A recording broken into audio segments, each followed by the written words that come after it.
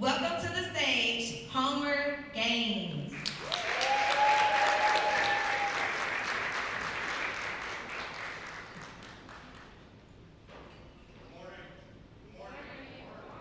You know what this? Wednesday? How's the compliment for everybody so far? This is bananas. This is like my ninth talk this year. This is literally the first one that's been in person, so I'm definitely enjoying this. Like she said, my name is Homer Gaines, and I've been, hold up. The loud one? Can you guys hear me okay? All right, right. So there, my name is Homer Gaines.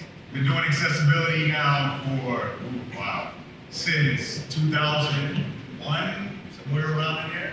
I started with the landmark Target case when Target got sued by a guy in California because he was blind, couldn't use the website just to shop like anyone else, and that really kicked ADA off. What's crazy though is that ADA has actually been around since 1990. We'll get further into it. But real quick before I get into the talk, I want to do something really special. Today is my baby sister's birthday. And what I'd like to do, if you guys can just bear with me, I'm gonna do a selfie, and on 1, 2, 3, I'd like for all of you to say happy birthday. We're not gonna sing it or anything like that, just a quick happy birthday. Is that cool? Yeah. All right, bet. Her name is Marcy. Yeah.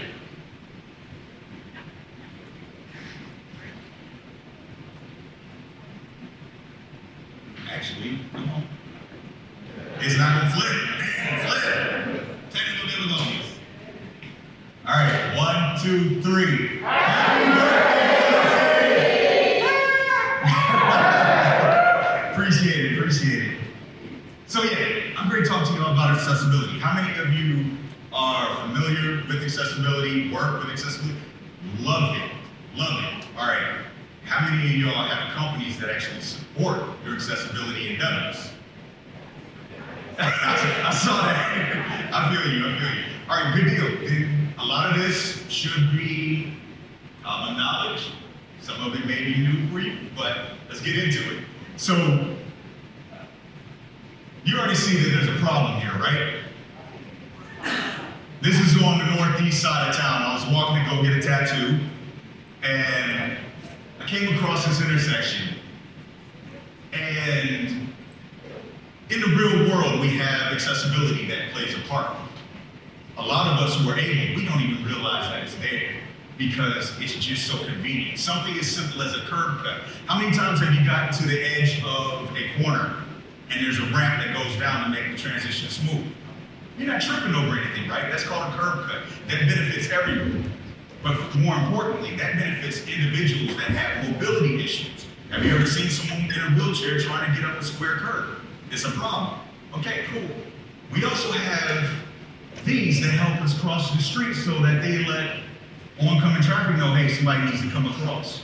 But what happens when you start to plant yucca plants with pointed needles on the end of it, and it overgrows? Who's that benefiting? Nobody at all. You've actually gone like, yo, we're gonna introduce accessibility and then it's gonna block it from you. That's what a lot of our work is doing.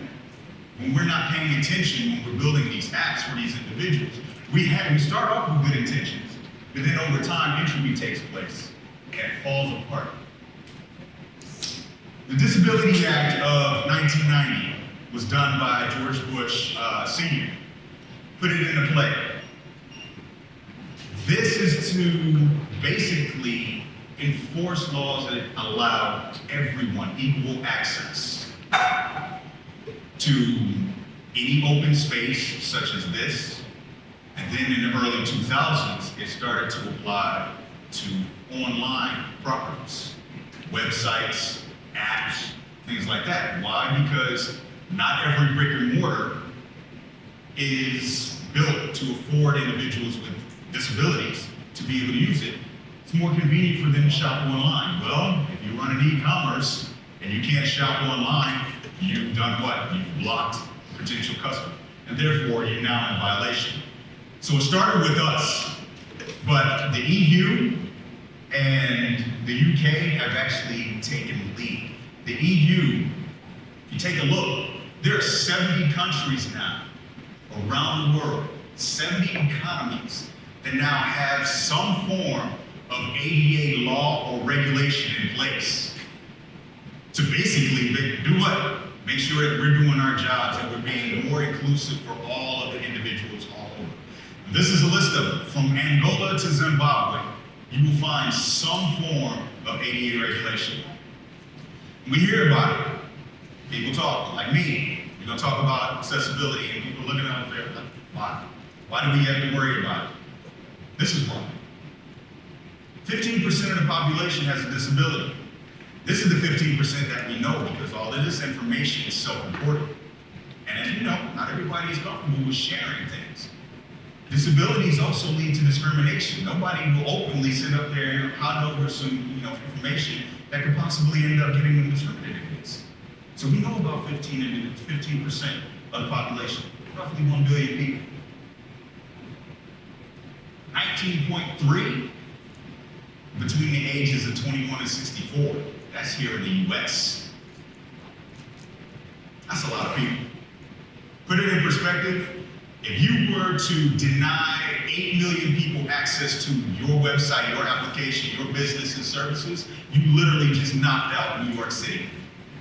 How wild is that? Would any of y'all be comfortable going to your boss talking about, yo, we don't want to support New York City at all? Y'all wouldn't have jobs. People with disabilities don't use our products. If I had people for every time I heard this, there would be a McLaren parked outside. Facts. Last person that told me this was a creative director. A creative director.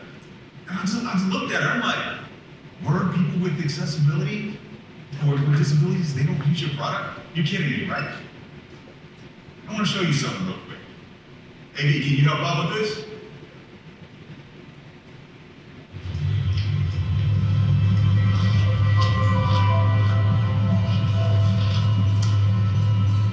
People think that having a disability is a barrier.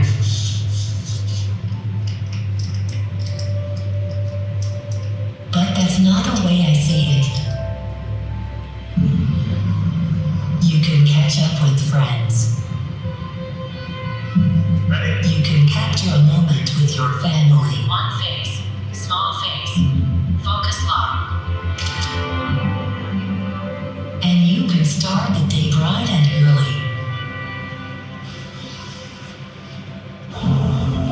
You can take a trip to somewhere new.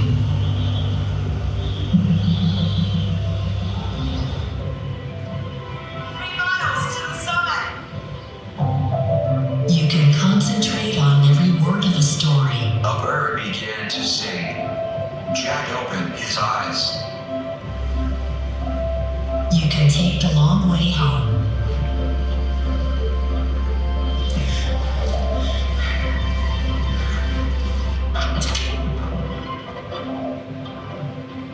Or edit a film like this one.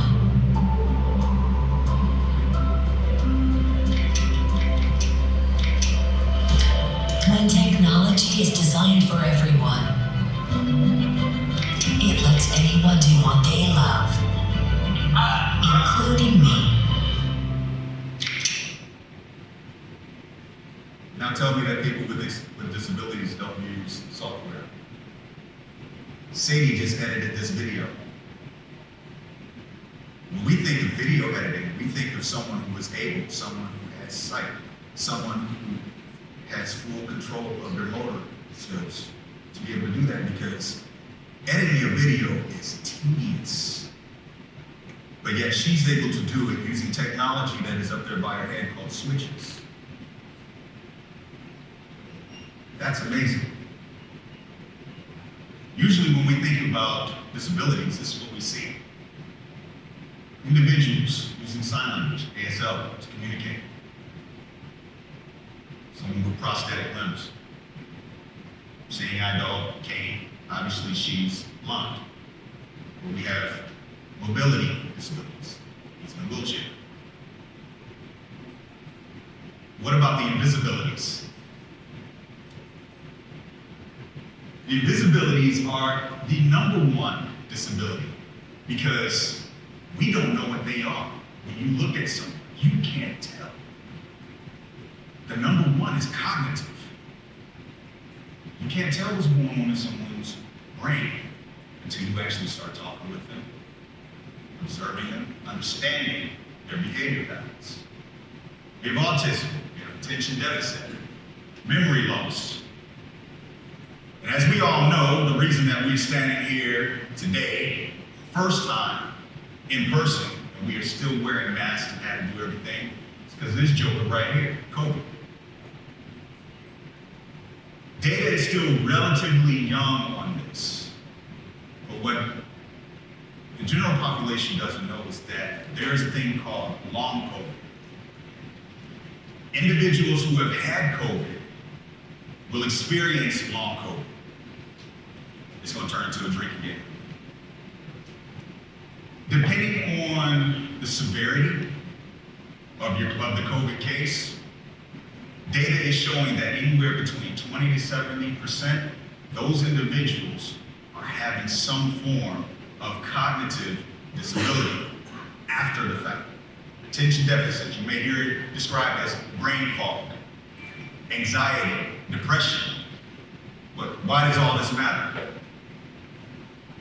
This affects the UX of our app. If you're building your application in such a way that someone with memory loss or attention deficit, they can't focus on your app, and your app is constantly changing, your UI is constantly changing, guess what? They are now having a very difficult time navigating through your product. And anyone that has a difficult time navigating through a product and you get frustrated with it, what do? What happens when you get frustrated with an app that you just started using? You shut that joker down. You're like, yo, I'm finding the next one. Peace. How many in this room are cool with people just clicking on your app and abandoning it to go to your competitor? Nobody? The other thing is, not all disabilities are permanent. If I were to fall off stage, break my arm, I am temporarily disabled. I can't use that arm. And if it just happens to be on my clicking hand, I'm gonna have a hard time navigating a website. So now I gotta use my left, which means that I may not be able to use my mouse, so I'm gonna use my keyboard. If your application, your website has whack keyboard accessibility, guess what? I'm gonna have a problem using it for the time period that my arm is working. But not all impairments are disabilities. Case in point, you go outside, you're on your phone, you're on your laptop, the sun is behind you, get a crazy glare. That's an impairment. That's not a disability. Is it an inconvenience? Yes, it is, but there's still things that we can do to help mitigate situations like that. You're trying to order pizza while you got a baby. You know, can you put the kid down? Yes, you can, but the little one's crying, you're not trying to put the kid down, but you still need to order the pizza. You know, those types of things. And we got accessibility and money. This is for all of the business-minded folks because they're also the ones that help people with accessibility or disabilities don't use our applications. Okay, cool. See how this sits with you. Disposable income, 490 billion, come from the population of people that have disabilities. Just from those who are blind. That's not low vision, that's blind, full on. $10.3 billion of disposable income. This came from e-commerce alone. That's just one particular sector of business. Then there's the legal aspect. Just this year, within the past 6 months, 4,195 cases. Anyone here ever had to deal with an ADA lawsuit with your company? Not fun, is it? Not fun at all. I worked for a company. They brought in a third party to do some work. Me and my team, we told them, that's not accessible, that's not accessible, that's not accessible, that's not accessible, so on. They didn't listen to us, they listened to the contractors that they brought in because the contractors were cool. All right, bet. Project was done. 5 months later, they got hit with 5 lawsuits. Lawyers show up at my manager's desk, talking about, yeah, we need to talk. He's like, what's this about? Yeah, we just got 5 accessibility lawsuits. He busted out laughing in her face, turns and looks at me and says, Bubba, you up? It took my team 4 weeks to face all the issues that we could have had, but we still had to deal with those legal issues. Why? It's not a matter of if you're going to get sued, it's a matter of when. Keep that in mind. Desktop alone, 1422. Mobile, 109. That's just from this year. This year. And it's only going to rise because we are still at home. There are countries that are still in lockdown. Exposure to the web is higher than it ever has been because we are all at home on our devices. This is how it's grown since COVID. So we need to make everything accessible. Shut up. I was waiting for him to start heckling. He does this. He's been doing this for the past 4 years. We need to make everything accessible. Into the 4 principles of accessibility, what this talk is about. This is about the WCAG. We have perceivable, operable, understandable, and robust. What are these? Perceivable. Perceivable means that visitors to our apps, users, they need to be able to perceive the content that we are presenting to them. There are various ways that we can do this. Individuals who are blind, they have to be able to perceive it via refreshable braille readers, such as the one that's pictured here. However, those of us who have our sight, we have to be able to see where we are. Designers like to do one thing when it comes to a UI. How many of you guys are good with CSS? Liar. I said CSS, not JavaScript. All right, have you ever noticed outline 0 in your CSS? You know what you just did?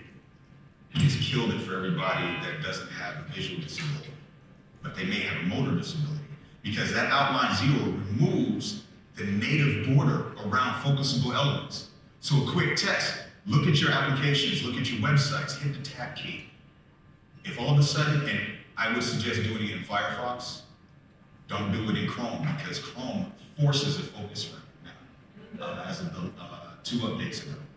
But do the test inside Firefox. If you don't see a focus ring, and you can't see where you are in your application, that outline 0 is the reason. You're causing an issue with perceivability. Operability, how we use the application, how we actually interact. Individuals with motor disabilities interact with digital properties different than we do. Yes, we have our fingers, we can type, we have the mouse, we can move around, we have gestures and so forth. But just like Sadie in the video, she had mobility issues. She had to use her head and had to use switches. You have type aids, such as the one that's pictured here, and then we have also for gaming. Truth be told, this device by Microsoft is also dope for navigating the web as well. Provides the binary switches that individuals need. And the pads are large enough that you can actually hit them without having to focus in on a very narrow hitbox. Right offhand, does anyone know what the smallest area for a hit state should be online? Whoa, say that again? Close. Can you give it to me in pixels? Oh, like 45. My man, you're doing your homework. Right. 40 to 45 pixels. That means if you have a hit area that's smaller, anyone that has a motor disability, such as Parkinson's or anything like that, that causes their hand and jitter, you're going to have a hard time hitting that target. One thing to keep in mind. Understandable. Understandable goes, it is not just like, oh yes, I understand what we're doing. No. It's being able to perceive the content, relate to the content, read the content, make sense of the content. You know, a big thing now in our community is that our copywriters are now understanding that they have to start writing content for individuals with disabilities because the number one is cognitive. You don't know if someone has a hard time reading unless they tell you. In our industries, we like to use industry jargon. Well, someone outside of our industry does not know what that jargon is, so it's better to use plain English to describe things. But it also goes down to understanding the UI itself. You don't want to do anti-patterns inside of the UI because where they're used to a button doing X over here and you switch it up and make a button do something different over here, you now just confuse your user. This website, user in your face, will piss you off. It's a game, but it is the worst game I have ever played. I could not make it off from the first screen before I wanted to throw my laptop across the room. It is a game that is made up of the worst UX patterns from all over the web that they just got together and put together and said, here, do this. It's literally like the escape room digital version. It's bananas. So if you get a chance, play it. You get stressed out, don't come looking for me. Robust. Robust means that we are building our applications and designing and coding our websites so that they can be viewed across a breadth of technologies, not just one thing. How many people get frustrated when something dope drops and they're like, oh yeah, it's only available on one platform? Facts. It's like, really? In this day and age, it's like building something that's not responsive. Somebody comes to me and be like, oh yeah, we don't have a mobile version. I'm like, you're not serious. How would I do that? Robust means that we are meeting them where they are. Again, they do not use technology the same way that someone who's able does. So we have to be cognizant of that. Those tools that I showed earlier, Sip and Puff, the toggles, the switches, screen readers, magnification, browser zone, all those things come into play for individuals who use our websites. We have the WCAG 2.1. It has a list of success criteria that tumbles through: poor, perceivable, understandable, robust. We have different levels that are inside the WCAG. Level A. Level A, you're doing a bare minimum. Bare minimum. You know, I've had some companies approach me like, oh yeah, and they really think they're doing some shit. Like, yeah, we're level AA, or level single A compliant, yada, yada, yada. No keyboard accessibility whatsoever. Like, that's where you fall short. You gotta be game. Level AA, bare minimum. AAA, God mode, crazy. I've been doing this, like I said, since the early 2000s. I've never had anything come through that was 100% AAA. It's insane. You can drive yourself insane trying to meet that. That's not a joke. It's ridiculously difficult in our day and age with the way our single page apps work and things like that to be fully compliant with AAA. Don't even try it. If somebody comes to you, just kick them out the door on that. Now, a lot of people may not like that because they're like, oh, well, you know, it's there for a reason. It's not attainable. Be realistic. It's not attainable. Are there things that we can do that fall within AAA? Yes, there are. For instance, contracts. If you know for a fact that you have some text that is going to be, let's say, 10 pixels. The font is 10 pixels. Go AAA on it. But if someone comes to you and tells you that your entire UI needs to meet AAA, get Rust. Not gonna do it. AA is the sweet spot, right in the middle. All those countries that I showed you earlier in the presentation, they all aim for AA. That's where you want to be. AA is clearly laid out inside the WCAG 2.1. It's easy to follow. Well, easy in air quotes. You still got to get there. But that's where you want to be. AA. Sweet spot. Anything less, not doing enough. Anything more, you're doing too much. You undo pain. Keep it right in the middle. Reading Art of War, Sun Tzu, this quote is in there. And it really fits with how we work. You know, plan for what is difficult while it's easy. And do what is great while it's small. What is that? How does that apply? Okay, yeah, you can apply that to war tactics, but how does that apply to the web? Plan for what is difficult. Can accessibility be difficult? Yes, it can. Why? Because we have very unique circumstances that we have to solve these problems for. There is no silver bullet for accessibility. You can't just go in and go, oh, I'm going to add one line of JavaScript and it fixes all my issues. No, it does not. You can't do that. Plan for what it is. Get ahead of it. When your product designers come to you at the beginning of a product, let's start talking about accessibility there, shift left. You want to move accessibility as far to the beginning of a product or of a process. That's possible. And it's really great if it comes from the top down. If you have that support from your superiors, from the leadership. Shoot, man, the CEO comes in and be like, yo, we doing this. That's the best thing. And then do what is great while it's small. It's just like the curb cuts I mentioned earlier.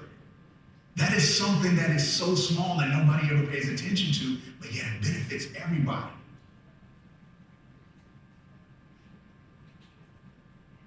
There's a site out there called WebA, and they do this survey every year.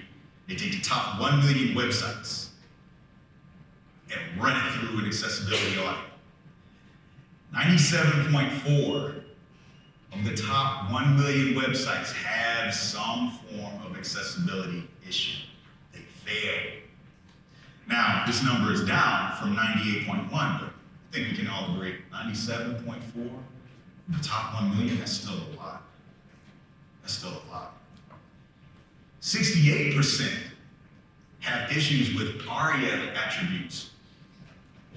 41, all of their ARIA attributes are on the homepage, which means straight out the gate, as soon as someone lands on your website, they're having an issue.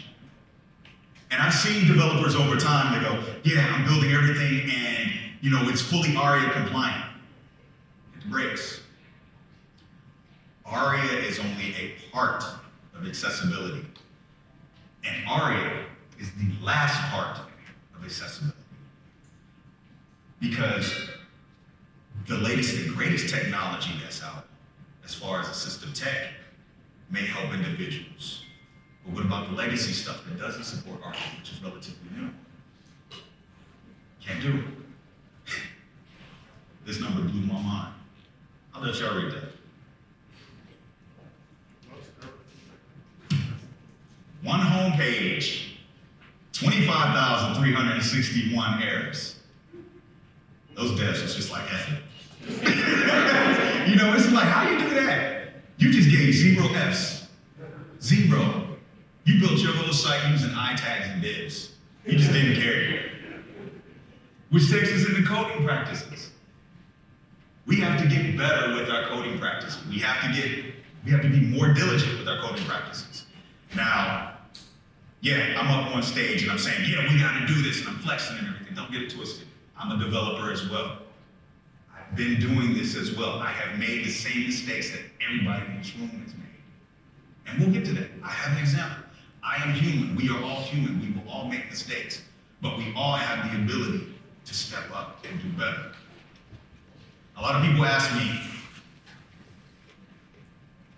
if I work at a company and I can't make the code base better, or I don't have the support, how do I do it? I feel like I'll tell them, do what you can. Who's gonna turn away your code review or your PR that you push through if you've actually corrected accessibility issues? I mean, that's kind of an asshole move if you think about it. For real. You corrected an issue that's actually going to cause problems with somebody down the line. Find somebody to argue with that.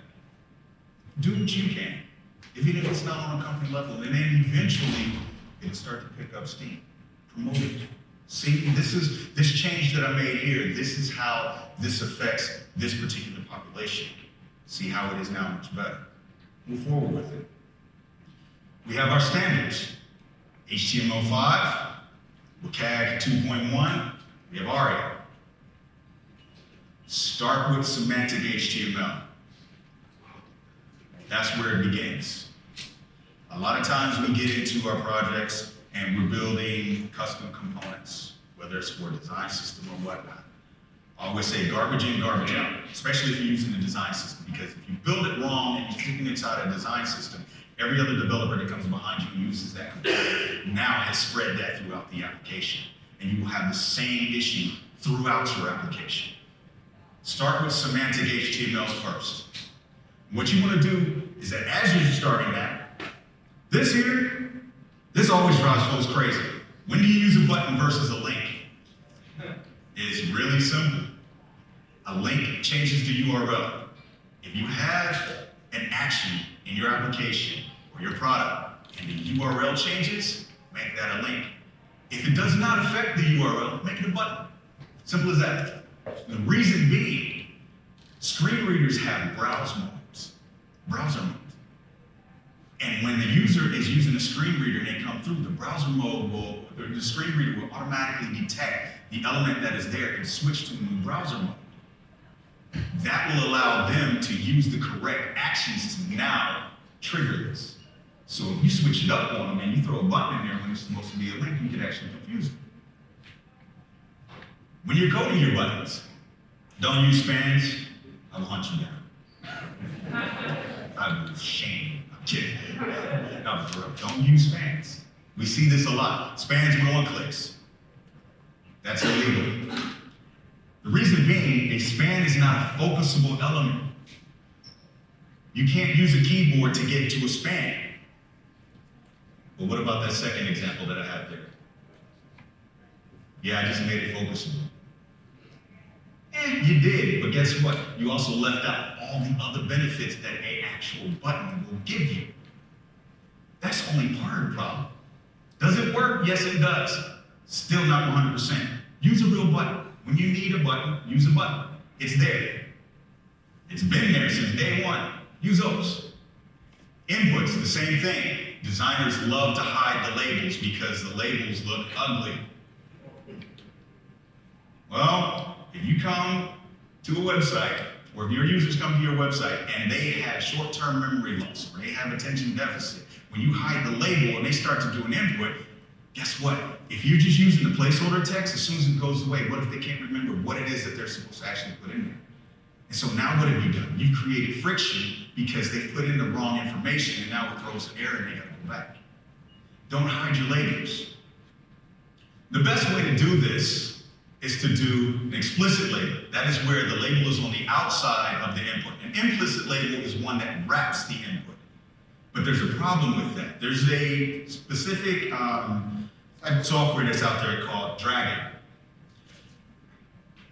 Dragon doesn't like implicit labels. And some individuals actually use Dragon to navigate the web. It's all via voice. It's dope. But I found that one out the hard way because I did the whole freaking UI with implicit labels. Come to find out that all my Dragon users was locked in the dark. I did not even know. Had to switch everything to an explicit label. And you tie it in by using HTML4. Tie that to the ID, and it connects to the ID of the input. Now, that label is associated with it. And what this also does is that for individuals who have mobility issues, remember that hit state? Now, if you didn't use a label, the user would have to explicitly hit the input in order to be able to interact with it. But now the user can hit the label and the input. So now the surface area for targeting is increased. Tab index, tab ordering. I've seen this several times in sites that I've audited. Devs want to control how the user actually navigates through. This affects how you hit the tab key. It tells you which element is going to be next in a sequential order. And you go 1, 2, 3, 4, 5, 6, whatever. Don't do that because in a responsive age, our UIs change. So what if your UI changes and it was linear on desktop, but now you're kind of all over the place on mobile? Now you've broken the navigation for smaller screens. Don't set tab index for anything higher than 1. 0 means that you have made that element focusable. That's why the span with a tab index of 0. Kind of works because you make it focusable, but you lose the other accessibility benefits of actually having a button. If you want to hide something from the accessibility DOM tree, meaning that assistive tech cannot see it at all, you want to use a -1, but that is for focusable elements only. Images, oh my gosh. You've noticed that on Twitter now you can actually add descriptions for your images. It's because a lot of people are like, yo, what's up with the alt text? Everybody's been sharing these memes and things like that for years, but there's been no alt text. So for as long as Twitter's been around, since 2006, people have had issues, people who are blind or using screen readers have had issues seeing images because, or perceiving the images, because there's no alt text. It wasn't until 2020 that they really started getting serious about it. Because why? Everybody was on their devices now. It became more apparent. So when you have images, make sure that you have your alt text in there. But what if you have an image that doesn't need alt text? What if it's just decorative? Solutions for that too. Empty alt tag with role equals presentation will remove the semantic meaning for the image, and assistive tech will ignore it. Or you do an empty alt tag with aria hidden equals true, and that acts like a display none. This comes in handy for the designers who like to hide labels. So basically, you're doing a screen reader only. How many of you have seen, inside your CSS, have seen an SR dash only? What? It's a class name called SR dash only. What that does is that SR means screen reader, hyphen only. So you wrap that element in that class, and it's hidden visually, but it's still there for assistive tech to see. Kind of the same principle. Headings are a big one. 74% of people who use assistive technology, such as screen readers, navigate via headers. Unlike those of us who are able, we can scan the page because we can see all of the content.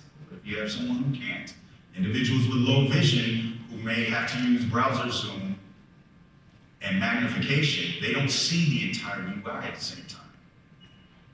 So they can just hit the command on their keyboard to trigger heading navigation. And if your headings are not in semantic order, now your users are doing this, and your content makes no sense. The reason that we've ended up here is because designers like to use the headings for presentation purposes. That's how you end up with broken semantic headers. What I often suggest is that you allow the developer to choose the correct heading that goes there that is linear for readability, and use classes, CSS, to style the headers how they need to look.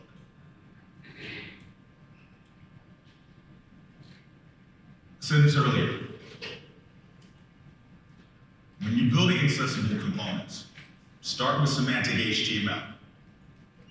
Start there first.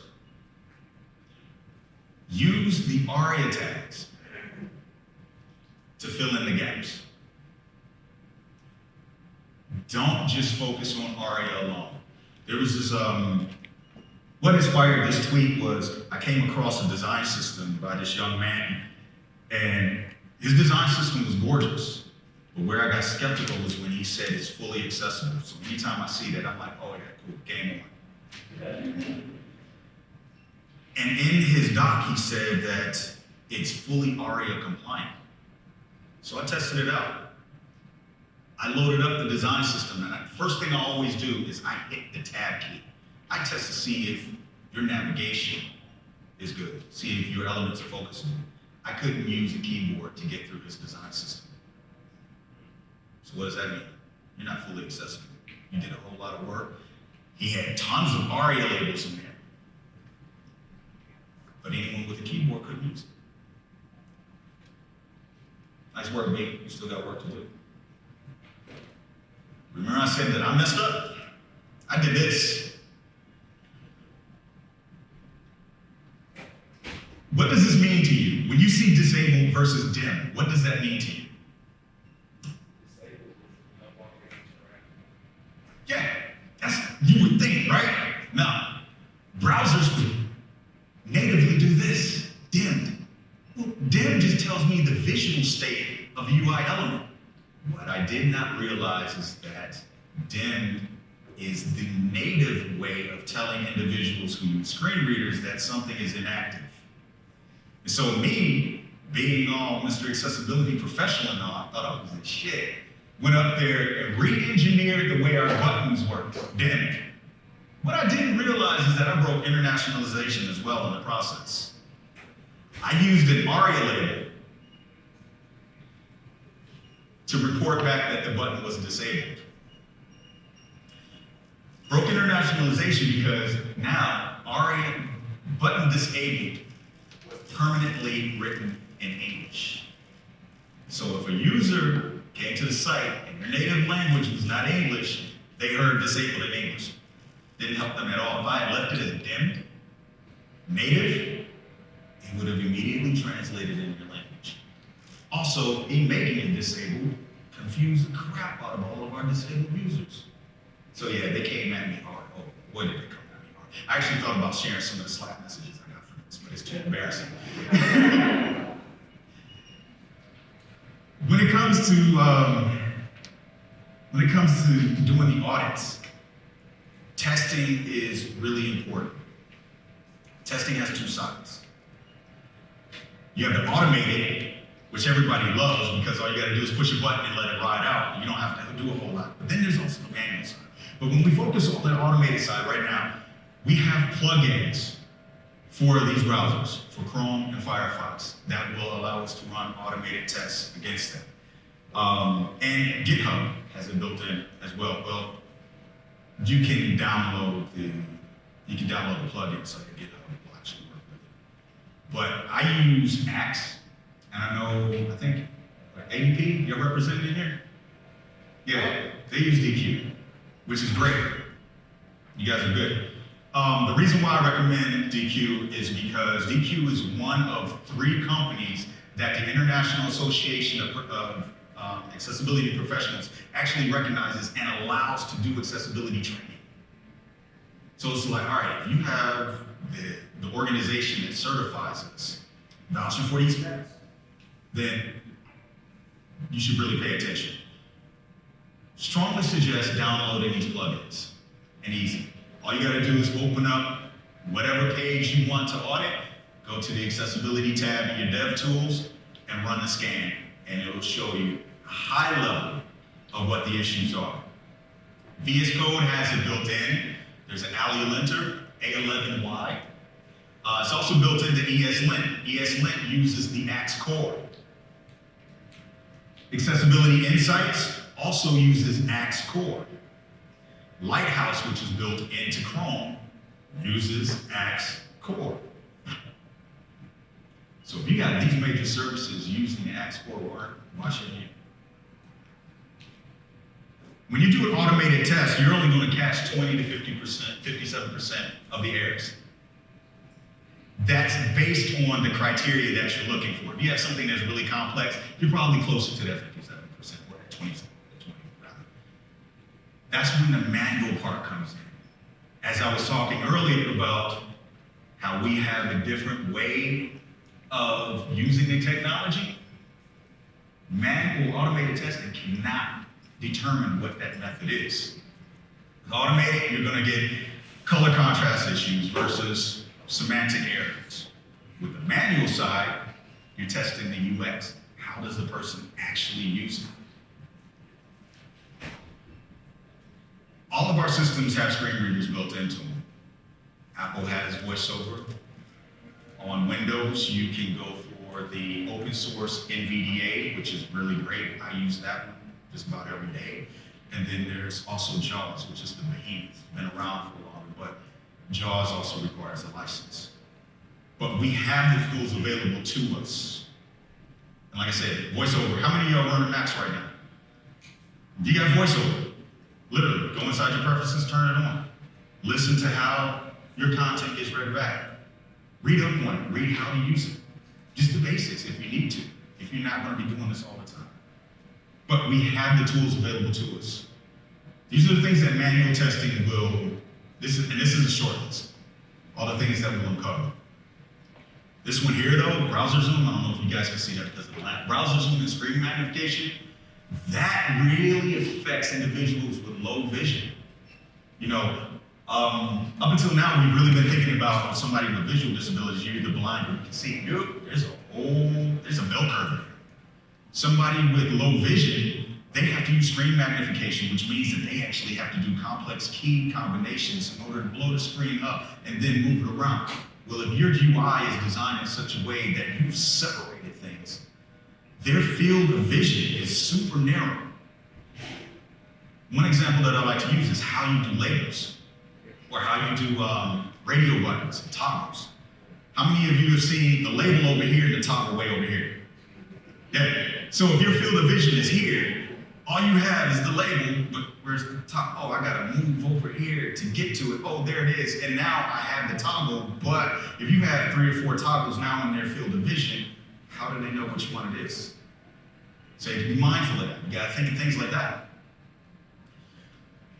Heaven Germer, dope. She's dope.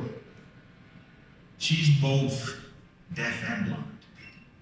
She's a lawyer, really big in the accessibility space. And she says ableism is incredibly limiting, and we need to be aware of ableism and all the different ways that it comes into our technology. How do we make ourselves aware of that? One, we can study, but there's also this personal aspect of it, empathy. Empathy is being able to relate to what someone is going through, to be able to understand what someone is going through. We have 3 different types of empathy: cognitive, emotional, compassionate. Cognitive empathy, our ability to understand what someone's going through, how they feel, how they may be thinking. Emotional is our ability to put ourselves in their shoes. When you're doing that manual testing, that's you putting yourself in their shoes. That is you experiencing what someone who uses that technology would be experiencing. Compassionate empathy is putting that into action. Okay, I see where I went wrong with this particular part of my UI. Let me do something about it to fix it. Compassionate empathy. How does that all tie back to the 4 principles of accessibility? Well, you apply empathy this way. Ask yourself, what can I see? Perceivable. What can I do? Operable, understandable. Does it work with the assistive tech? Something as simple as your keyboard. Robust. That's my talk. Hope you found it informative.